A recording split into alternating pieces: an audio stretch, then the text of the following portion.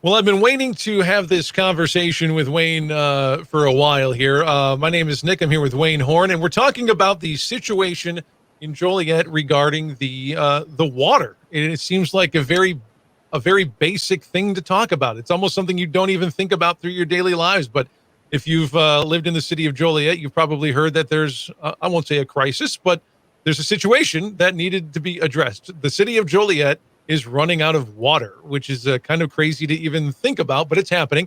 And the reason I have Wayne here to talk about it for a couple of reasons. Number one, he's been covering this through his job as a reporter for the Times Herald. I'm sorry, correct? Absolutely. Times Weekly. Absolutely. Thank you. TimesWeekly.com, by the way. He's got a column there. He writes all about local issues. And of course, the Joliet water situation is one of those. He's also served on the Environmental Commission with the city of Joliet, and he was involved with kind of vetting all the different possibilities. So I couldn't think of a better person to talk about it. So I appreciate the time here, Wayne. Okay. Um, First, Go ahead. I was just going to say, you just mentioned the sources. There's three basic sources. One's surface lakes, one is rivers, and one is aquifers. Those are the three basic ones. We're on an aquifer. Most communities in Illinois are either on an aquifer uh, or a river, Mhm. because there's no sustainable lake unless you're on Lake Michigan. 83% of the region is on Lake Michigan, so uh, it's the primary water source in this area. And I think that's an important stat to keep in mind here, that 83% of the communities around here pull from some way or another from the lake. So Right. the precedent has been set. I imagine all 83 of those communities have done their own research into why that is or isn't the way to go. But maybe before we get into why that decision's made, you mentioned we're sitting over an aquifer of water, which is what Joliet's been pulling from for as long as the city has provided water. I think the same is the case for Aurora, is it not?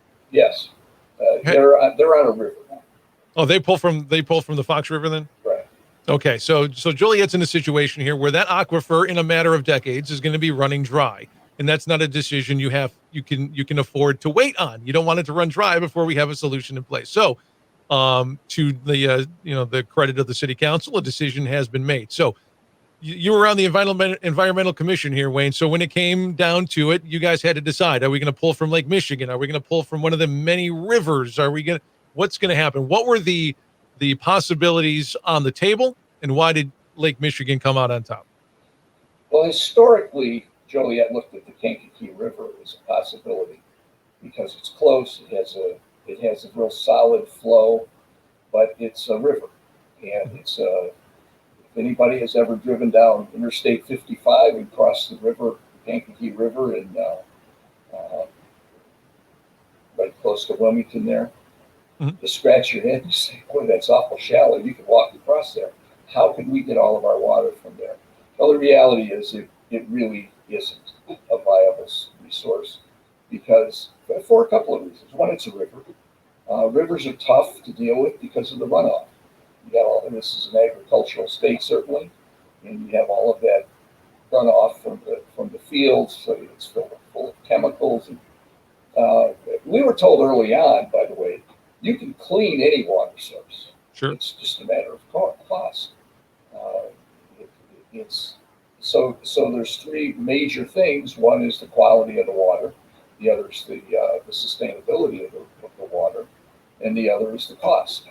And the first two are generate the cost. I mean, that's what's going to happen. So anyway, the Kankakee was one. The Illinois River was another. The Illinois River begins at Dresden Pool, which is a nuclear nuclear power plant. That doesn't mean that it's polluted. That doesn't mean that it's not a possibility. But as was pointed out by myself and others when all of this was going on, is that there is no one using the Illinois River between there and Peoria. Really? And there are a lot of communities. And that's about, I think I calculated somewhere around 60 or 70 miles of that river, and no one pulls from there. And in some instances, it's a matter of cost. It's expensive. It's cheaper to drill a well. I believe. I mean, I'm no engineer, but it's most likely easier to drill a well, cheaper to drill a well than it is to build a pipeline. So, from a cost standpoint and an engineering standpoint. So that's the rivers were. I have to say up front, I went into this saying I don't know how we can. We're going to look at it. We're going to vet it, but I don't see any other alternative really than the lake. Than Michigan. Especially when you realize it's 20% of the world's fresh water. Yeah. So the Great Lakes are a great asset to those of us that live here. Right. We're lucky enough to live this close to 20% of the world's fresh water. It makes sense to take advantage of that instead of a Kankakee River that, could be shallow and not provide enough volume, or an Illinois River that for some reason or another, with all 60 something communities along it, decided against it. There's probably a reason for that. So Lake Michigan is the place where we're going to get the water. Got it. Okay. How do we get that water from Lake Michigan to Joliet? It seems like there's kind of two reasons or two ways to do it in my brain, and correct me if I'm wrong, but it's tapping into the city of Chicago, or it's building your own pipe all the way to whatever the nearest viable point is. So what was the decision made there? Well, actually, there is a third source, and that's the DuPage Water Commission. The DuPage Water Commission provides, and I should have looked that up, but I don't remember exactly, but it's quite a few communities, 30 some communities, I believe it is. They get their water through the DuPage Water Commission, which is getting its water from the lake. DuPage Water Commission is a regional provider of lake water. Okay, so it was between building your own pipe, going through Chicago, or going through the DuPage Water Commission. Correct. Okay. DuPage Water Commission decided they didn't want to be a part of the vetting, and that got early on. And sometime back, I believe it was June of last year. So that left the two that we wound up with, building the pipeline from Hammond, Indiana, or building one from the terminus in Chicago. Okay. And it could be said that the one from Chicago is the less expensive of the two, but reality is that there's very little difference. I'm not saying that a couple of $100 a year is not a lot of money to most of us. It could be for some, but there will be probably help. There will have to be help in some instances. Some people can't pay their water bill now. So those are things that will come with time, and the administration of it will have to be accomplished in order to make it work for everybody. Mm-hmm. But from a cost standpoint, looking at those two options, going through Chicago and building your own pipeline, but they build your own pipeline comes with a lot of complications in that there's permissions that have to be gotten. There could be court fights. Chicago, it's a matter of building the pipeline. There's certainly a lot of things that have to be accomplished before then. One of the biggest ones is the amount of water that Joliet loses. Currently, it's 35%. That Joliet loses. Right. What do you mean by that? Well, they call that non-revenue water. Okay. And what that means is that it leaks out of the system at various points, and there's no way to capture any of that water now. If the idea pops into your head that maybe if we hadn't lost so much water over those years, maybe we wouldn't have to be moving right now. But but I don't know. There's no verification. What was the number you said? How much water leaks out, or for whatever reason? 35% of the aquifer water that we're using now. Right. Wow. And that's increased, by the way, since last year. Yeah, no wonder the aquifer's dry, Wayne. I can't disagree with that. I mean, this is, sometimes government is very necessary. Government does a lot of things that people can't do on their own. This is one of them. On the other hand, government also doesn't always have a sense of urgency that's required to make something work as well as it should. Sure. And this has been a project that has been put off and put off and put off. And finally, there was the current administration took the challenge and said, we've got to do something about this, because there was a report from one of the agencies that does those things. I don't know if anybody's wants to look at all of that stuff. You can look that stuff up. But that report said that you have to do something before 2030. Mm-hmm. And if you don't, we won't run out of water. It's not going to, 10 years from now, you're going to turn on the faucet and nothing will come out. But it's not, the aquifer itself cannot regenerate the amount that it is currently losing. Mm-hmm. And in spite of rain, in spite of all this snow that just melted, that's not going to help it enough to make it sustainable for a long period of time. This water, the vetting of the water sources started with the objective that it would have to last at least, this is at least for 50 years, mm-hmm. Probably more likely 100. Mm-hmm. Now, certainly if we look at the situation now, if it's not here in 100 years, I don't know where we'll be. But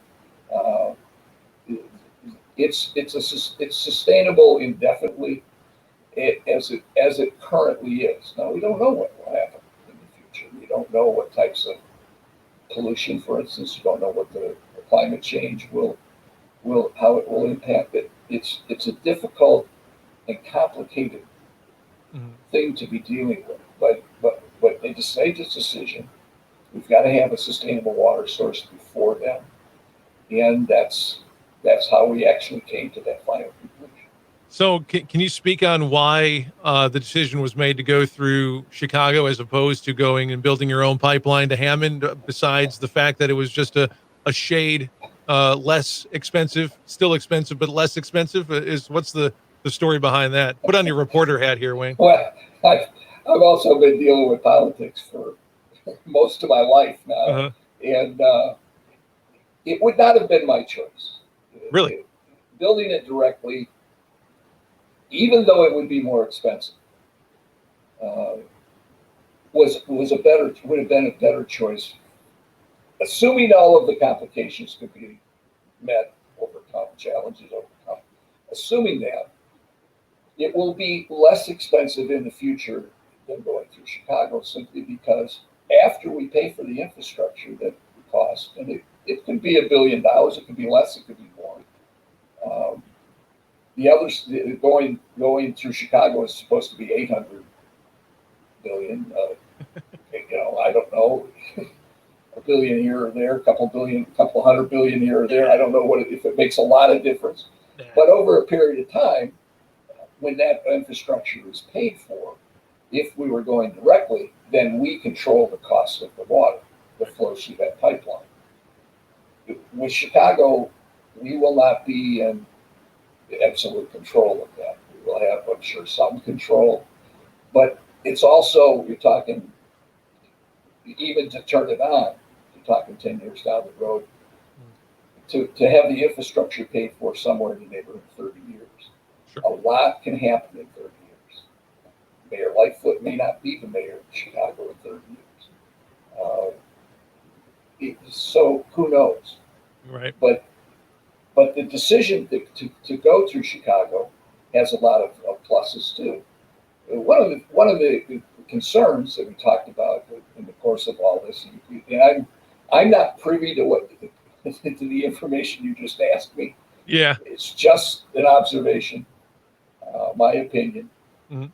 But one of the pluses is that if there is anything wrong in the lake itself, it gets polluted, it gets sabotaged. If something happens, Chicago's a big, and all of the people that will be running through that system, it provides a lot of resource that Joliet by itself would have to hire, pay for, and maybe not even have.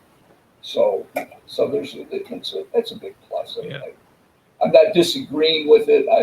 Like I said, it could have been all other things being equal. It would have been a wiser decision. Kind of just seems like the difference between, renting an apartment and owning a home. There's positives to renting. You have a landlord who can take care of issues, like Chicago could take care of whatever issues that may happen with the lake. But then on the other hand, you're kind of at the mercy of them as well. Exactly.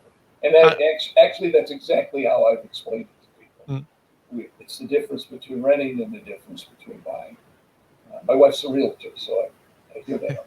There you go. All right. And maybe this isn't fair to the city of Chicago, and maybe it's just, the culture in which we live, especially in the suburbs, and how we look at the city. But inside, I'm a little bit worried that we're at the mercy of the city of Chicago now. Is that fair? Well, I don't know. And that's actually, I wrote a column a few weeks ago that was the theme. I don't know, because there's too much time in between. Yeah. There's too much unknowns.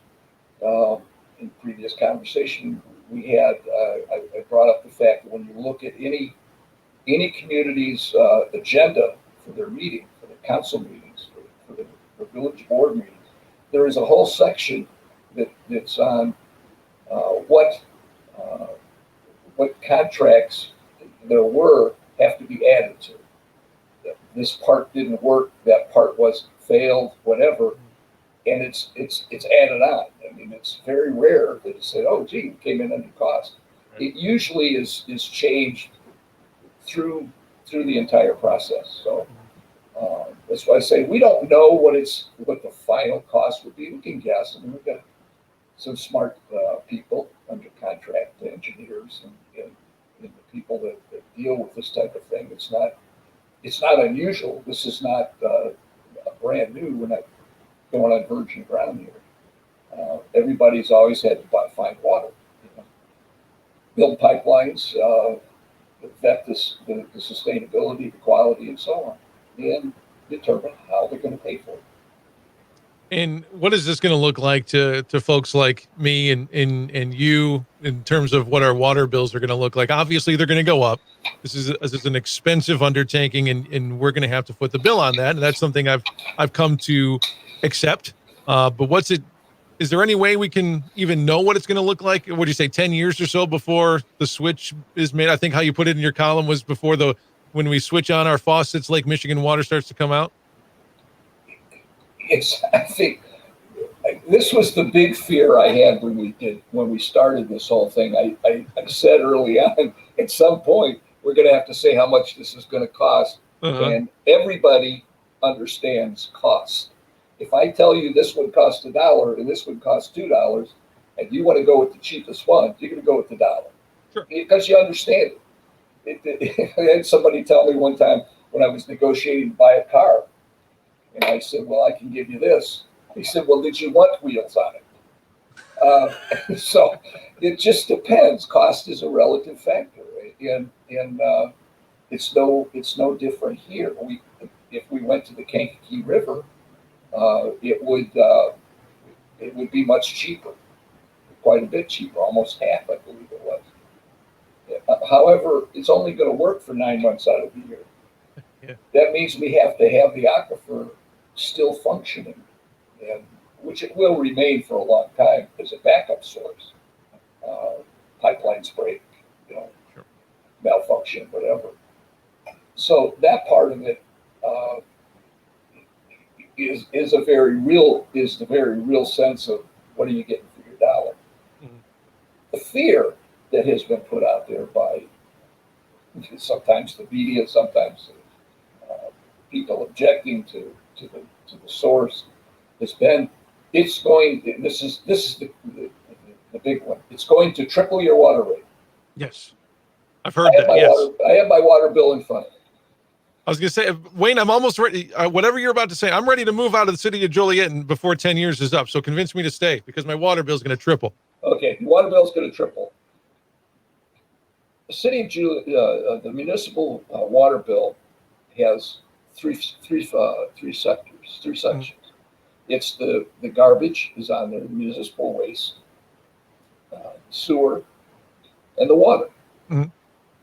The municipal waste and the sewer are not directly affected by this. So the water portion on my bill, and it's just my wife and I, we probably don't drink enough water. Do you have a lawn that you water every summer? And we do water the lawn. Okay. And this is after all a bill from the winter.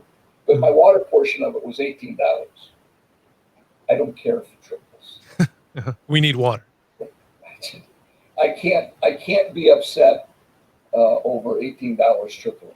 Now, I say that understanding that some people's some water bills are substantially higher than that. Commercial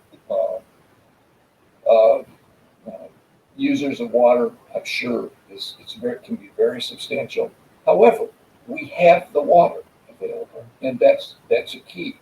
I don't know if it's been verified or if it was just a talking point, but someone mentioned in the course of presentations and discussion in the commission meetings that Arizona has been trying to get a pipeline to the Great Lakes for a long time.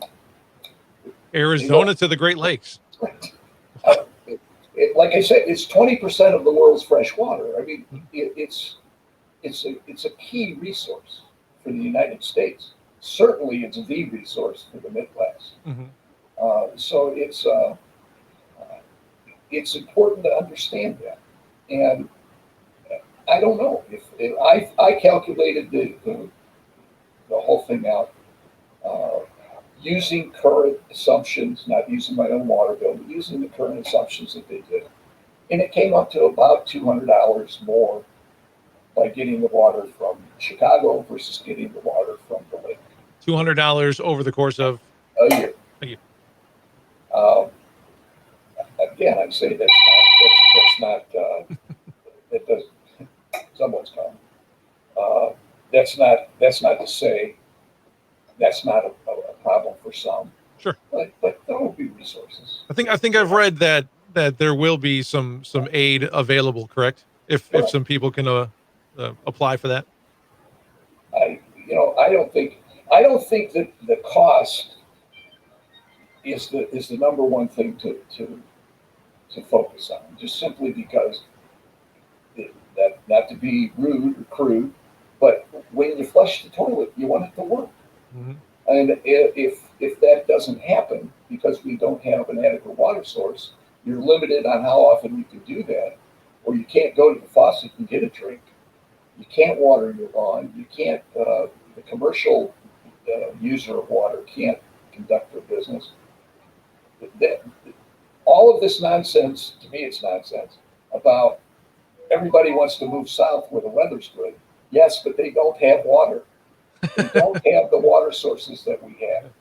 Right. Arizona actually, I did read about this, did actually have a community that ran out of water. Literally, there was no water. The aquifer that they were using, the wells that they were using, went dry, period. Town had to move. People had to move. There was no way to get water.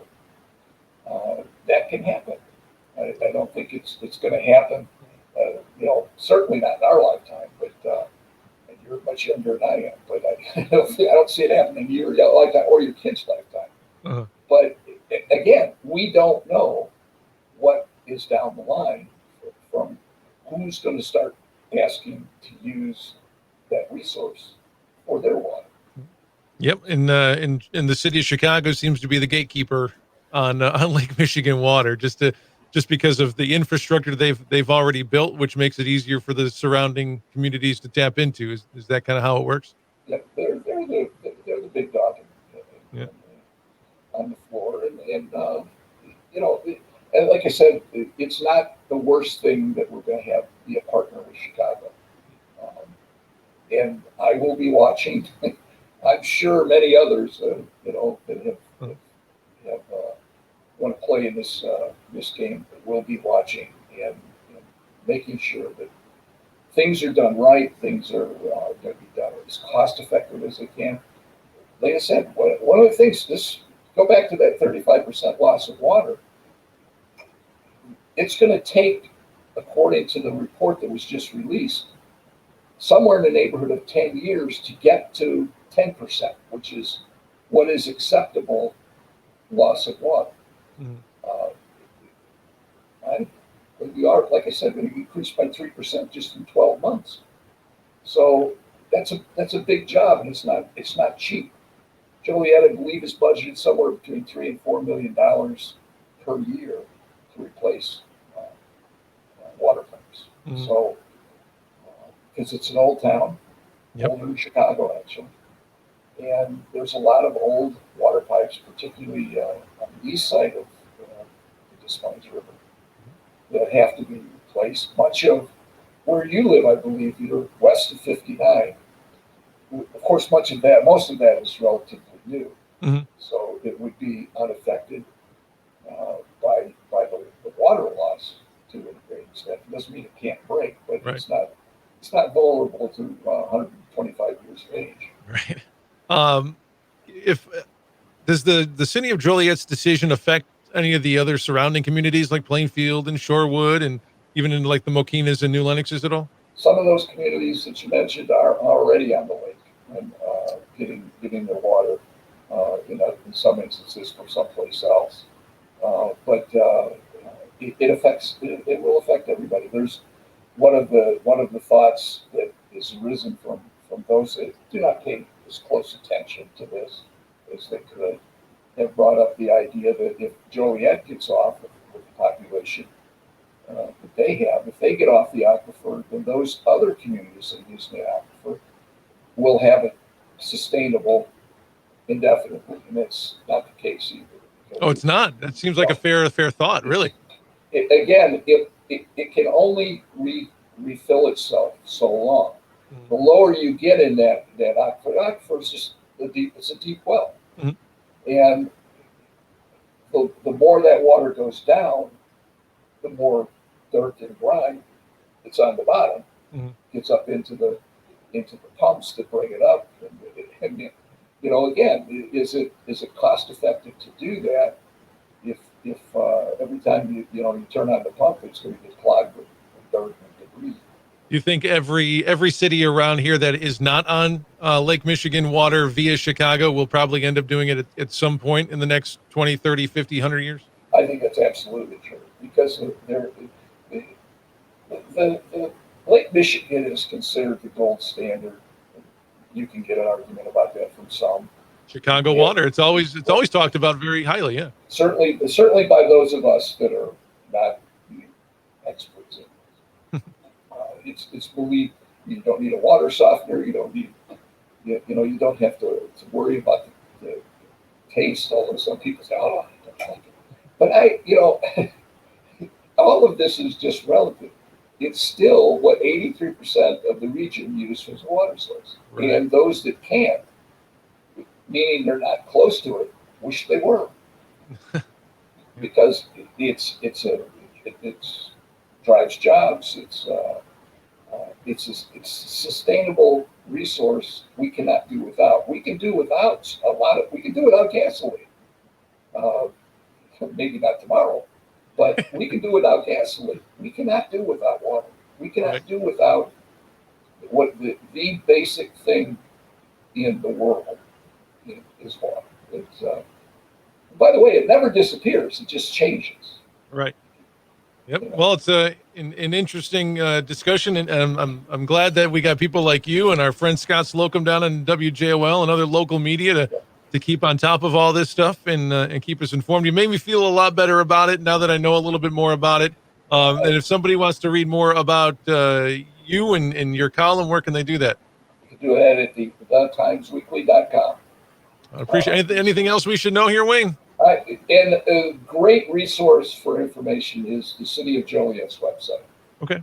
They have a whole section, Rethink Water, that has all of the things that we've discussed. Uh, it's not opinionated. It's basically factual with data that can explain some of that. So it's a good resource. I would just say in conclusion, I understand that people are concerned about this. There's no reason why you shouldn't be. But the information is out there. We didn't hide anything. We didn't hold anything back. The information is available if you want to look for it. And thinking that somehow we can cut the cost of all of this, which I've heard. Of course, the campaign season is beginning. I've heard some candidates say, well, we have to cut that cost of water. Well, good luck. Yeah. More importantly, be able to turn on the faucet and have it work. Yep. Well, we appreciate your work on that environmental commission, and it's going to be an interesting next 20 years here in the city of Joliet. We appreciate your time here, Wayne. I appreciate it a lot, Nick. Thank you.